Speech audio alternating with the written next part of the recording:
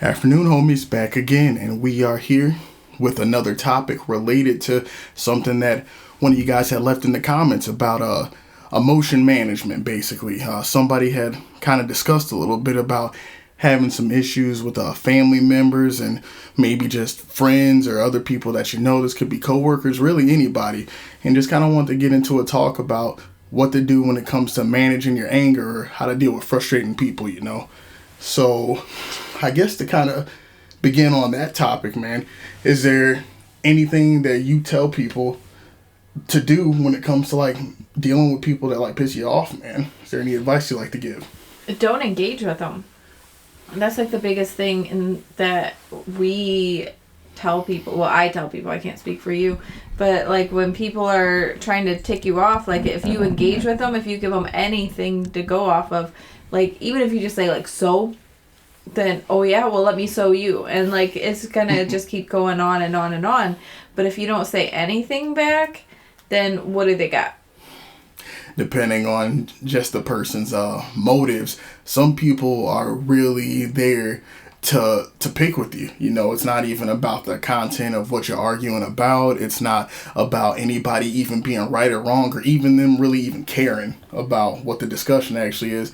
Some people really just kind of get off on being a dick about stuff, to be blunt about it, where their whole goal is to see you get mad, upset, get worked up, and any sort of ammo that you give them, even the slightest bit, right? Any sort of engagement can turn into just this back and forth or just a headache for you, you know. And I think that's absolutely right, where lack of engagement when it comes to dealing with people like that can be a huge weight off of your shoulders and save you a whole lot of heartache if it's possible, because sometimes it can be more difficult than others, you know. Like there are some people where it's possible to avoid pretty much any contact with them, you know. Like they have people in your life that unless you get a hold of them or you meet under very specific circumstances, you're not going to really run into them. But there are some people that it's not always that easy, right? Like people that you may live with, people that you see at work every day, and sometimes it can be more difficult to not have contact with some of those people.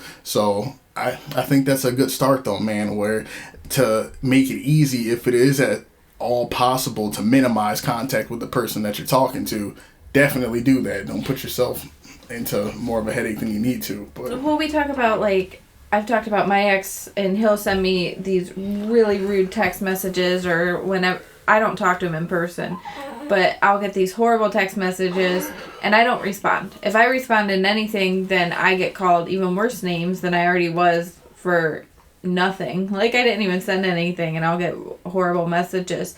But I've learned to not engage, because if I engage, and I was talking to somebody before and I said, but if I don't say something back, I feel like a wuss. Like I feel like I didn't stand up for myself, and I get really mad. And they said, "Well, what happens if you do message back? Do you get mad?"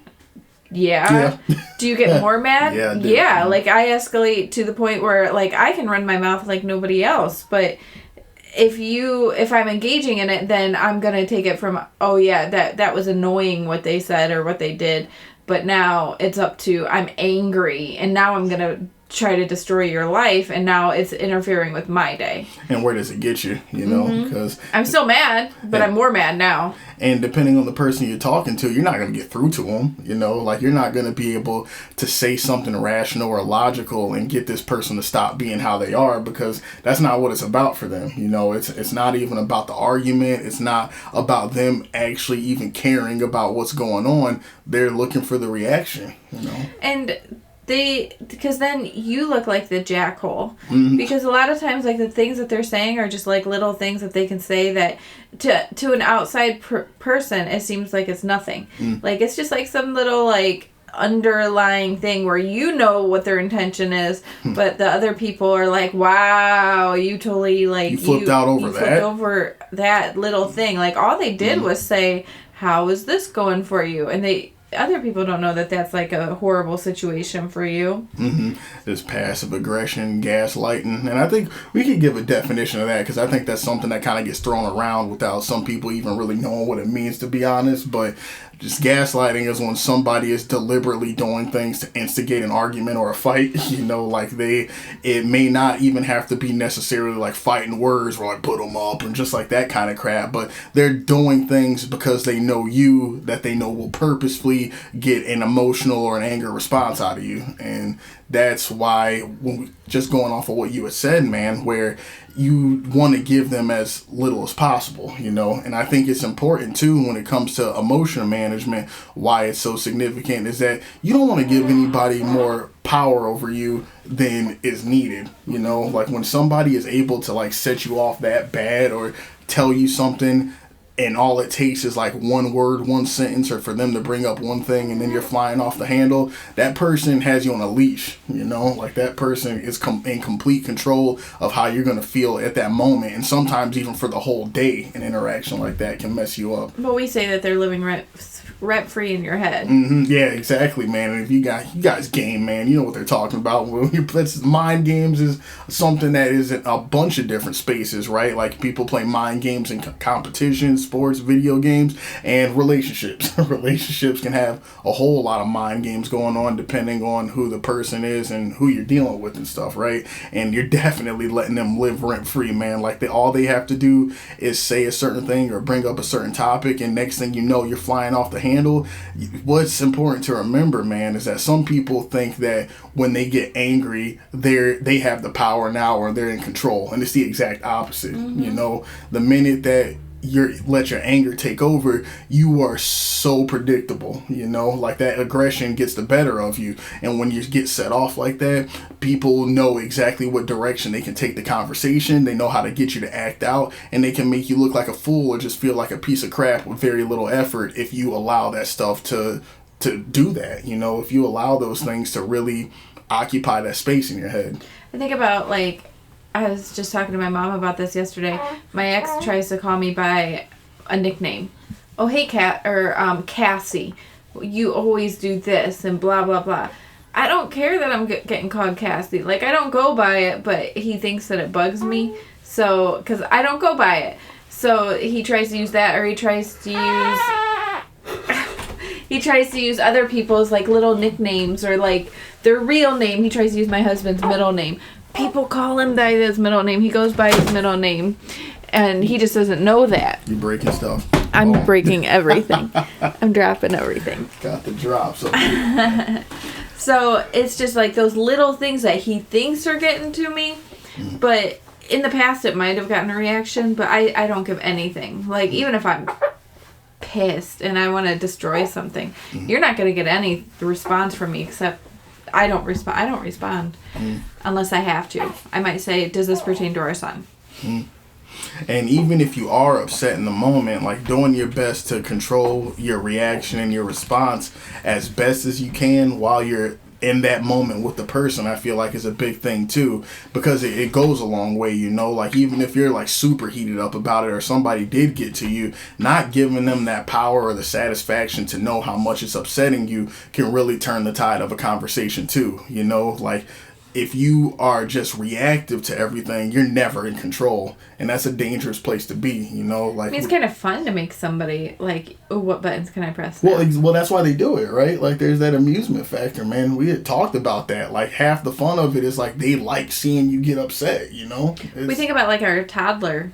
He's 2, and he does little things you go to, hey, hand me this, and they throw it, or just they're professional little button pushers, and you got to teach them that that's not okay, because then they grow up to be jackals and manipulative and just absolutely. You try to teach them that from an early age, but if you happen to be dealing with a grown man or woman who didn't get those lessons in their childhood, then I definitely think that this is a pretty universal piece of advice. Whether you're dealing with family, complete strangers, co-workers, any of that stuff, working on your emotional control is so significant, man. If you can get that taken care of, then you pretty much got the battle fought. If you can get that part down, then the rest of it is going to be a cakewalk compared to that. And that's the thing, though, is that this is a lot more difficult than it sounds. Well, we talk about one of the things, because I'm a talker. If you get me upset, I want to talk it out, and I can talk something out to death. So then, like, I'll go to him and talk about, like, oh, this person made me so mad today. And it's usually, he'll say, well, why is this person so important to you? Like, what's this person mean? Or something like that. Because, like, if it's, like, your family member, yeah, you might care. But really, like, what's their opinion matter if they're trying to make you that upset? Like, how important are they to you?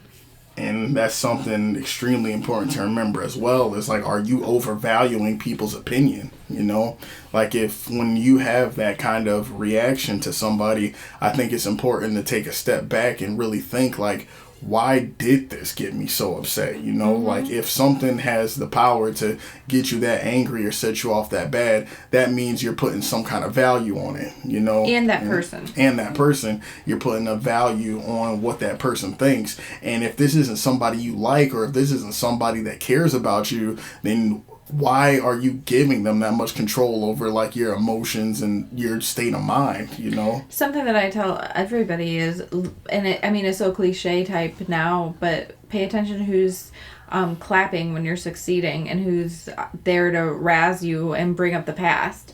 Like, there's some people that no matter how good you're doing, they're always going to remind you of all the crappy things you've done in your past. We've all done crappy things in our past. It doesn't matter who you are. A lot of times, criminals are just criminals because the rest of us didn't get caught doing the same things. Like, they were in the wrong time. Yeah. And so a lot of times, like, you've got those family members, though, like, oh, yeah, you got this great job, you've done this, but remember that time when you sucked?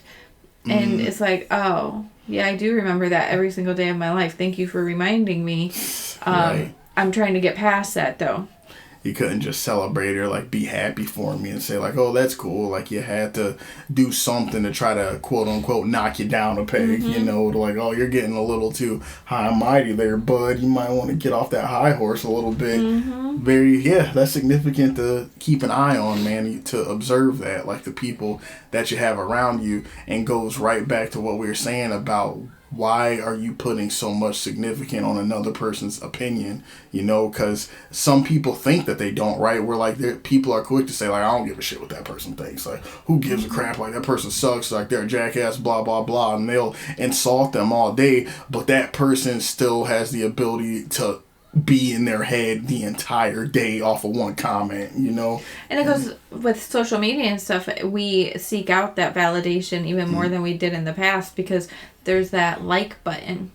They've actually done studies, I believe I can't remember, it was like a while ago, but if they've talked about removing the like button on Facebook, and they know that people with, like, depression levels would go up significantly because people seek out that validation so much that they wouldn't be able to handle it without getting those likes on their selfies or whatever. I can believe that. It goes right back to the external validation seeking, right? And it's just, that's such a dangerous thing to place your happiness on. For a lot of different reasons, man. And I think the biggest being that, well, I think there's a couple. Like, one, it's not accurate.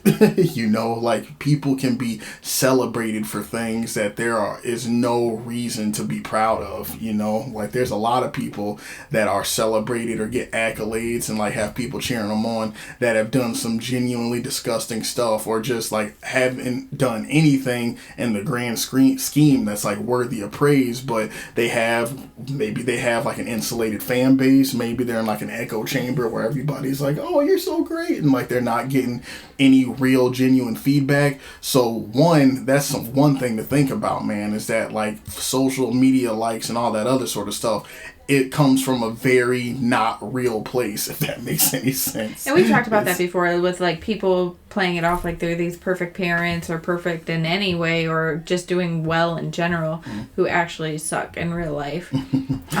But one of the techniques that they usually tell you to do for people that are trying to, like, gaslight you, and I can't remember the name of it, but it has to do with a stone. Is it like gray stoning them or something? It's not meaning. It's not stonewalling them, but it's kind of the same idea. But you just don't respond to anything. You treat them like they're a stone. Unless it absolutely has to be said.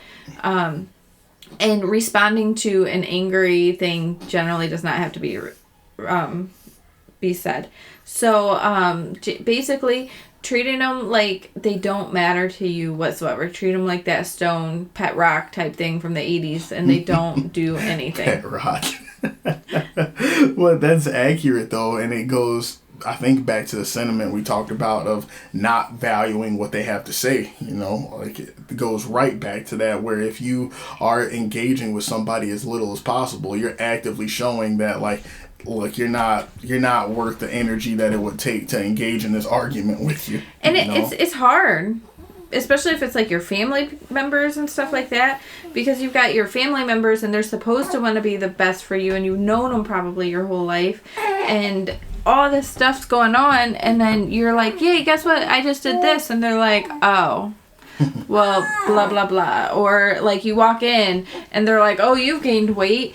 Or just anything little like that, because they know you're self-conscious about your weight. Mm-hmm. And there's just like these little things. Family is the ones that can get to you more than almost anybody else in the world, because they've been around you, they've seen you at your worst, they know those little things to push. And I'm a firm believer that just because somebody's family doesn't mean that you have to tolerate crap either. You know, I know if you're a younger person, like if you're living there under 18, you can't do much. You kind of have to tolerate it to an extent, but don't think that just because somebody's family, they have a right to treat you like shit. Or just because you're in a relationship or you have kids with them. One of the things that, like, I saw a post the other night is that, I can't remember. It was like, no matter how bad things get, I'm never going to leave you. And I walked into the room and I was like, no matter if things get bad enough, I'll leave you. Definitely. Like, and I would expect you to do the same thing to me, because I don't want to be miserable and I don't want you to be miserable. Or the and kids. If we're miserable, our kids are miserable. Toxicity, man. Like, nobody has the right to think that they're entitled to you being there through whatever garbage that you're gonna put them through, you know? I mean, there's the whole ride or die aspect of relationships that people talk about. I'll get out. Like, I'm not gonna stay for this. I've been in relationships, a lot of them, where I'm just like, oh yeah, I'm out. Peace out right now, because I'm not doing this anymore. And I think there's a difference between being there for difficult times versus putting up with me drinking and trying to beat everybody at 4 o'clock in the morning. You know, like, it's one thing if somebody loses a job, gets sick, or you go through just like regular life's up and downs, like, that's going to happen. But to say that, like, I have to be around no matter what garbage I or you decide to put out, I don't think so, man. Like, I feel like saying I'm a ride or die, no matter what happens, I'm staying. I feel like that gives you permission to be mistreating of us, because then you get complacent. And one of the things that we remind each other of on a relative, I mean, it's not, we're not doing it in a horrible way, because it sounds that way. Leave, you know? Yeah. We remind each other. We never threaten to leave. That's something that we have a rule of. Yeah. But we also are reminded at any time, like, this other person could go. Yeah, he doesn't have to stay with me, and he could do fine on his own. He's pretty good guy. He could do it. And so I think that is something that we hold in, like, high regard in ourselves, but also we don't, like, we don't take advantage of that, and we don't assume anything. Yeah, and I think an appreciation of that is what keeps a relationship healthy, you know, like, realizing the fact that, like, this person doesn't have to be here makes you really value that time spent together and value what that person brings to the table, you know, like, because what happens a lot in crappy relationships, or when things do get crappy, is like people try to put their partner down or say, I'm the only one you could get, or like, you're not worth nothing, I don't know why I stick with you. And who's gonna want a single mom with this many kids? And, like, you're there for a reason, though. Like, if you really thought this person held no value, why are you here? Like, that's not, it doesn't make any sense. You wouldn't be here. Clearly, you're getting something out of this situation. You're just not being honest about what that is. And I think that's big, man. I think that's something that can happen quite a bit when a relationship starts to go south, is you start to take the person for granted, in the sense that you really feel entitled to them being there. And it goes for family too. Like, you do not have to be ride or die with your family. Right. Like, if it's toxic, it's toxic. There's that blood thicker than water. Okay, but a lot of times they don't. Do they really have your best intentions at heart? Something to keep in mind. I've had to block so many of my family members because I'm not going to go into why. It's political. But they then started texting me and messaging me outside of Facebook. And then get a hold of you like, hey, why didn't you come hang out the other weekend? Yeah. Inviting me to a birthday party. Okay, like you've been harassing me and I had to block you and then you created new profiles. So strange, man. Like, I'm not understanding it and I don't need to put up with this. I'm an adult. I'm not a little kid. I don't have to sit here and hear you tell me how stupid I am anymore. Instigate fights for the whole past year, and then like you have a cookout. I'm like, I don't get why you didn't show up.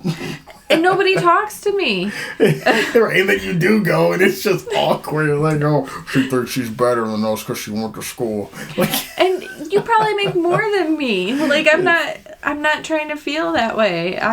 I'm not a big drinker. Neither is he. And my family's big into drinking. Not my immediate family, but then you go to these extended family things and everybody's so drunk. Mm-hmm. I don't want my kids around that. It's crazy. I mean, it made for good stories growing up and whatnot. Like, I have a lot of good memories, but we're all kind of older now. And I don't want my kids to normalize all that because obviously alcoholism runs in my family. Yeah, certain things are just like they become not worth it after a while, right? Where, yeah, I'm completely and totally with you. So that's accurate. It's not just about relationships necessarily in the sense of romantic relationships, but it takes us back to the situation that this was actually, I have breaking points. Like, I feel like I have little things that happen, and if this situation happens, then, like, you push me over the edge, I'm done. I'm not going back to it. It's like a light switch. What actually made it so that I stopped associating with those people and going to family events was we went to a family event and we showed up. I brought 2 pies, and it was because it's a buffet type style, like, thing. And so we show up and I'm going to get my husband a piece of pie for dessert after he ate his lunch, and I'm like, where's my pies? And there's a ton of people there and they're like, oh, they're gone, you snooze you lose. And turns out they hid them. And so petty, right? Because they wanted my pies. I didn't even make them. I bought them at the store, but I was like, they're gone. And later I was told that they literally just hid my pies. And I was just like, they're sitting there laughing at me. Right. And like, I felt like I was 2 inches tall, and then to find out that it was a lie. Like, that was gaslighting me right there, because old me probably would have been like, what the hell? Like, what are you doing with my pies? But to put them back for people for the future wanting my pies, like... We saw like little trolls. How dare you take my pie? Don't believe this. But it's right, because it was the principle of it. You know? Like if you wanted the pie, just keep it. Like, don't lie to me. And that was and then to laugh about lying to me, and I wouldn't have even found out. But my mom told me later that your pies were just in the fridge. Oh, I'm not going to go into somebody's fridge and just take my pies. I didn't know they were there. They were actually hidden on the bottom of the fridge, I believe. But it was just like something little like that meant to put me down and make me feel stupid. You know? Yeah. It was just the lying about it. The disrespect. I'm not a liar. I will tell you the truth almost every time. I mean, if you tell me, does this like look good, I'm not going to lie. Or if like a client's really wanting to know how I truly feel and I can't. But it's just...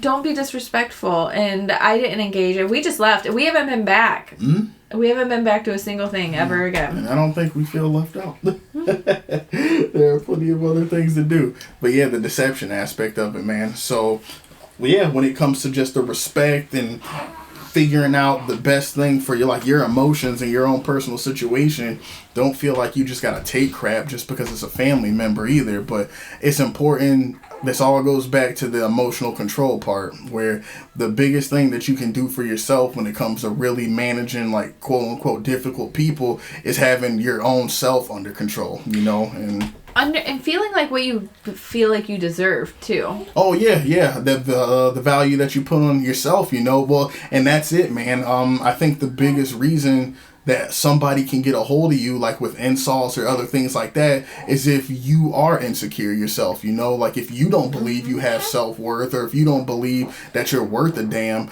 then when somebody says I swear to God, I didn't just rip huge ass on this, guys. That was our baby. I wasn't giving this deep emotional talk and then just... But what I was saying, man, was that... No wonder she wasn't happy being held by me. Oh my God, she just had gas. She was like, what's happening? Where did I leave off, man? Oh, your self-worth and stuff, right? Like, if you don't feel like you're worth a crap, then, of course, if somebody says something to you that's, like, negative or just insulting or whatever the case might be, you're gonna feel like garbage because that's what you actually think of yourself, you know? And that's why they keep doing it, is because then they can continue doing it then. Like, if every day after work I was like, he came home from work and I was like, how are you doing today, dipshit? Yeah. Or something little like that. Like, eventually, it kind of gets sink to you. in, right? It can kind of start to sink in, and that's where it starts, man. So being really careful about that, you know, like, and being mindful of, like, your value, because... Where's he here? And then he probably forgot his point. Oh, okay. No, I think we're... Oh, God, that's loud. I think we're good. But no, it was somebody who brought up this analogy of, like, a $20 bill, right? Where they took a $20 bill and then they, like, crumbled it up and, like, stepped on it with their shoe. And then they were like, okay, so how much is that still worth? It's, like, still worth $20. Exactly. So, like, oh, my God. So no matter what happens to you, man, or like what you got going on or what somebody might say, or even the crap that might happen to you in life, you're still worth $20, man. Like, you're still that $20 bill. Well, also, like, value. It goes right back to the self-talk. Like, when people say horrible things to me, I tend to tell myself, like, you're pretty awesome. And that's not to be conceited or anything like that. That's just because, like, I've heard such bad things all my life about, like, from other people. I was always the shortest, and I'm definitely not athletic. I was one of those kids where I thought that if I swung my arms in, like, a propeller type motion, it made me run faster. Yeah, Naruto running on the No, they went all the way around. Like, oh no. So I was always last, and I would not listen to that gym teacher who told me that's not helping you. That's making you go slower. No, it's propelling me forward. Old man. Didn't know what he's talking about. But it's just like those little things like that. I tell myself, like, they don't know, and what they say doesn't matter, and I'm pretty great even without your opinion of me. I mean, if it was my husband and he came to me and was like, "You're ass," and I might kind of try to change shit a little bit. Like, ouch, man. Like, he sucked pretty bad last night at making dinner. I did pretty terrible. There was fire. There was stuff that so burned bad. 2 different occasions. But I didn't put him down a whole bunch for it. I mean, I made fun of him. You kind of roasted me like I roasted the kitchen. Yeah, you roasted me with the kitchen. I roasted there was a lot of smoke in our house last night, and he ruined a bunch of stuff.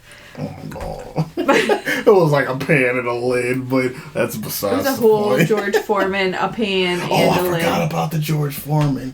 Yeah, guys, I actually effed up pretty bad last night. I'm surprised the fire department wasn't here. They really could have been. There was so much smoke. It was all bad. But, yes, she did not try to put me down. And going right back to, like, your own self-talk and stuff, man. If you genuinely don't feel like crap yourself, like, assess that. You know, we talked about that in the last video about just doing the things that make you feel confident and good about yourself. You got to figure those out, man. Like, you got to figure out, like, do I need to be taking better care of myself physically? Do I need to find a job or, like, something meaningful to engage in? Do I need hobbies? Do I need friends? If you need to ask yourself if you need to find a job, the answer is probably yes. That is probably exactly. Like, I'm going to let you in on a hint. It's probably yes. I mean, if I can handle getting a 3rd job and you are thinking of you needing to get one, like, yeah, the answer you gotta let yes. them know how poor we are on camera. Like, it's just like, my 3rd job, guys. Barely making ends meet over here. These guys need to donate to the Patreon. You see what we're dealing with from this. Definitely not. But in all seriousness, guys, no, we're making it over here. I'm just joking around. But in all seriousness, there are things that you can do to make yourself feel better, and it's up to you to find what those things are, you know? Like, you got to figure out, like, what it's going to make you feel good, and those things we mentioned are honestly even though they sound simple, are some of the biggest things. Like your physical health condition matters, your purposeful activity matters, your financial situation matters, the people you have around you matters. And if those things aren't in a good place, your self-esteem is going to be jacked up. And if your self-esteem's jacked up, it's going to be way easier for people to mess with you. It's just how it is. And with your brother, or sister, or like, because me and my sister, Kelvin always is like, you guys are assholes. Because we say, like, little things all the time. And that's just, like, how we communicate. But we're super passive-aggressive with our comments. Like, oh, blah, blah, blah. And we get butthurt about it. Even then. We'll just go a while without really talking for a while. Sometimes you just need a timeout from them, because sometimes if we're around each other too much, we'll make those comments one too many times, and then it's not just a ha ha ha laughing it away type thing. It's I'm gonna explode. So right. My daughter was just talking about the other day how me and my sister got in an argument and we needed a timeout from each other. Yeah. And it happens, man. Some people, you just aren't meant to be around for extended periods of time, and it's okay. So. And it is. Like, we do fine then. Like, we just take a little bit of time and then we come back and we're fine. Sometimes you don't need to be around that person. Mm-hmm.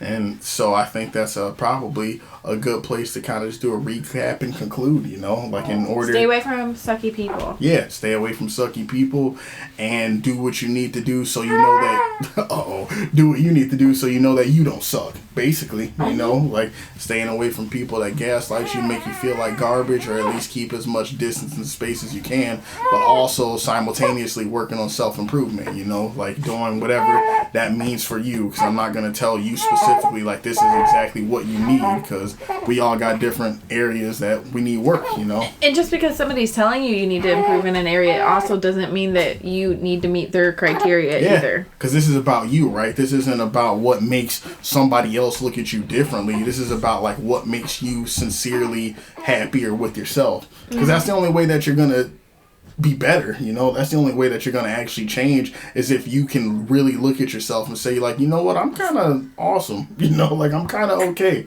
Being able to say that is pretty priceless, man. Not that you have to go out here, feel yourself and say that I'm a god and just like get into this weird narcissist complex, but being okay with yourself as a person enough to go out into the world so you're not isolating and shutting yourself off. Like, you don't want to be in that place, you know. You don't want like your insecurities to turn into depression and make it so you can't engage with the world. So you got to check that stuff. I think that's a good place, man. So sounds good. Hopefully that was helpful. Hope the guy who had left that comment, you find this video and everything, man, and that it was worthwhile to you, because I think that was a really awesome question, and I think that that's something that a lot of people have and do struggle with. So thanks for that, man. Thanks for giving us a pretty cool topic to go off of. So with that, we'll get ready to let you guys go. We'll talk to you guys in the next video.